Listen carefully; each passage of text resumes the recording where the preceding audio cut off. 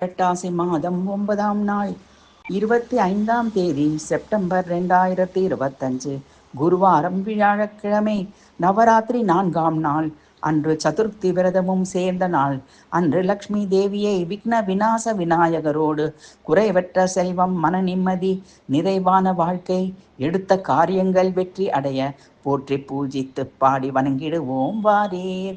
நவராத்திரி நாட்களில் முப்பெரும் தேவியர்களில் முதலாவதாக துர்கா தேவி வழிபாட்டினை நிறைவு செய்து அடுத்ததாக லக்ஷ்மி தேவியை வழிபட துவங்கும் 4வது நாளாகும்.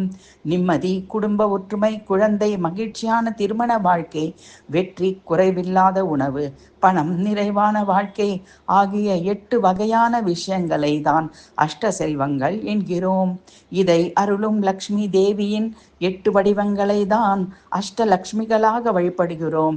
அதனால் லக்ஷ்மி தேவியிடம் வேண்டிக் கொள்ளும் போது நிம்மதியான மகிழ்ச்சியான வாழ்க்கையும் அதற்கு தேவையான பணத்தையும் அருள வேண்டும் என பிரார்த்தனை செய்திடுவோம்.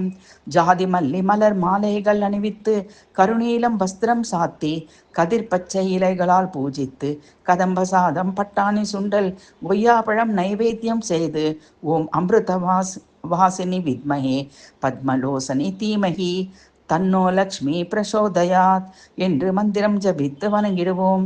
அலை மோதும் பார்க்கடலில் அவள் உதித்தாள், அரவு படுக்கையில் துயிலும் ஹரியின் துணையானால், செந்தாமரை மலரினிலே வீற்றிருப்பாள், திருநாரணன் திருமார்பில் உறைந்திருப்பாள்.